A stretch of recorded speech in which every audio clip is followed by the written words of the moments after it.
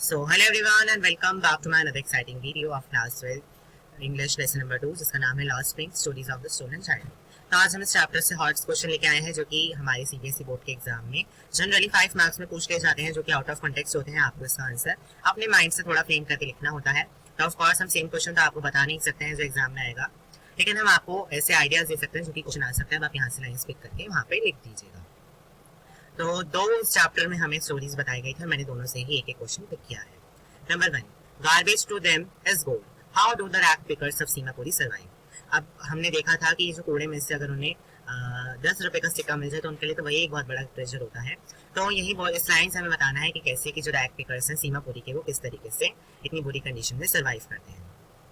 So about 10,000 Bangladeshi immigrants live in Seemapuri area of Delhi. मतलब जो Seemapuri area में रहने वाले लोग हैं वो इंडिया के नहीं है, वो बांग्लादेश से इमिग्रेट होकर आए हैं। Seemapuri is located at the periphery of Delhi, मतलब पेरिफेरी मतलब उसके कॉर्नर पे, ये कॉर्नर जैसे हो गया इस तरीके से periphery. The rag picker it is a wilderness, it is a wilderness. अब विल्डरनेस क्या होता है? विल्डरनेस का मतलब है एक ऐसे एरिया जहाँ पे कि बहुत टाइम से कुछ भी ना करा गया हो, एकदम वो ऐसे खाली छूटा हुआ। तो सीमापुरी वही एरिया था और खाली एरिया देख के बांग्लादेशी वहाँ पे आके घुस गए और वहाँ पे रहने लग गए। The rag pickers live in a structure of mud with roof of tin and tarpaulin। मतलब बहुत ही कच्चे घर में वो रहते हैं, डिवाइड ऑफ सीवेज, ड्रेनेज और रनिंग वाटर। मतलब वहाँ पे कोई भी सुविधा नहीं है। They have been living here without any identity, वो बिना किसी आइडेंटिटी के वहाँ पे ऐसे ही रह रहे हैं इलीगली।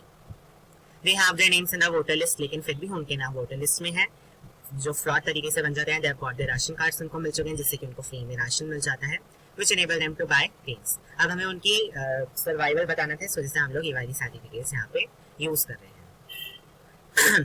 अब मैं सर्वाइवल की बात करूँ सीमापुरी में, तो इसका मतलब है कूड़ा बिनना। अगर आप कूड़ा बिनना नहीं जानते हैं तो आप वहाँ पे नहीं रह पाएंगे। They do not know any other profession but rag picking. They pitch their tents wherever they find food। मतलब जो कि बंजारी जैसे होते हैं, एक जगह से दूसरी जगह चले जाते हैं खाने की तलाश में, कुछ वैसे ही है ये भी। Their entire life depends on कूड़ा बिनना, which is their only means of income। इससे सही वो लोग कमाते हैं, जो भी उनको उसमें से मिलता है। On the contrary, in Bangladesh, even after having everything, they had none। As a result, they have to starve। इसी वजह से उन्हें starve करना पड़ता है। तो अब ये था हमारा फर्स्ट वाले पोर्शन में से, जिसमें कि था साहिब की स्टोरी। अब हम आ जाते हैं मुकेश की स्टोरी पे।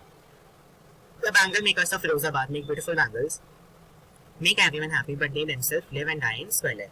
Squalor मतलब बिल्कुल ही खराब कंडीशन, अनटाइडी, डर्टी, इस तरीके की कंडीशन है।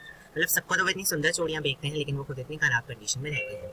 And Firozabad almost every family is involved in the business of bangle making. मैंने अपनी पहले भी वीडियोस में बता रखा है कि जो एक तरीके के लोग हैं वो एक जगह रहने लग जाते हैं। ऐसे कूड़ा बिनने वाले एक तरफ हो जाएंगे, चूड़ी बनाने वाले एक तरफ हो जाएंगे, और कोई अदर प्रोफेशन वाले एक तरफ हो जाएंगे, ग्रुप्स बन जाते हैं।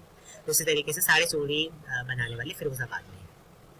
फिरोजाबाद तो सेंटर ही है इंडिया का, जहाँ पे की ग्लास बॉलिंग इंडस्ट्री है, मतलब कांच वाला सारा सामान वहाँ पे इन्वॉल्व है। The families here have spent generations working around furnaces. मतलब जो भट्टी होती है उसके आसपास ही यहाँ की सारी फैमिलीज ने अपनी उम्र बिताई है। वेडिंग ग्लास हो गए या फिर चूड़ियाँ बनाना हो गया, सारी वोमेन यहाँ पे इसी में ही इन्वॉल्व है। But these bangle makers are very poor. जो चूड़ी बनाते हैं वो खुद ही बहुत गरीब है। they cannot earn enough to afford even to spend meals। मतलब कि उनके पास इतना पैसा भी नहीं है कि वो खाना खा पाए या फिर वो कोई जगह, एक प्रॉपर जगह लेके रह सके। जो बच्चे तक है उनको भी कुछ और करने नहीं दिया जाता है, क्योंकि उनको आता ही एक काम है और वो अपने बच्चों को भी वही काम सिखा देते हैं। They're forced to live in dingy cells without air and light। About 2000 children work in glass balling industry। इतने सारे बच्चे जो हैं वो ग्लास में काम कर रहे हैं, और आप लोगों को पता होना चाहिए कि जहाँ पे ग्लास बनता है वहाँ पे टेम्परेचर कितना ज्यादा हाई होता है। अब हाई टेम्परेचर में सोचिए कितनी ज्यादा दिक्कतें वहाँ पे उन बच्चों को आती होंगी। They are forced to work for very long hours and also in very inhuman conditions। तो वहाँ पे होंगी ही, जो कि बच्चों के लिए सुटेबल नहीं है। They often lose the brightness of their eyes। उनकी आंखें खराब हो जाती हैं। The bangle makers live in very miserable life। बहुत ही खराब लाइफ हो जीते हैं। Though they make everyone happy by making most beautiful bangles, they themselves live and die in very deplorable condition। मतलब बहुत ही खराब कंडीशन में वो जीते हैं और मर भी जाते हैं, और उनकी अगली जनरेशन भी यही काम करती जाती है। मतलब एक जनरेशन से दूसरी जनरेशन में ट्रांसफर होता जाता है यही काम। So I hope आपको दोनों क्वेश्चन समझ में आ गए होंगे। हॉट क्वेश्चन थे, चैप्टर भी इतना ज़्यादा डिफिकल्ट था नहीं। सब मिलेंगे हम अपनी नेक्स्ट वीडियो में और चैप्टर्स के क्वेश्चंस के साथ। So till then good bye.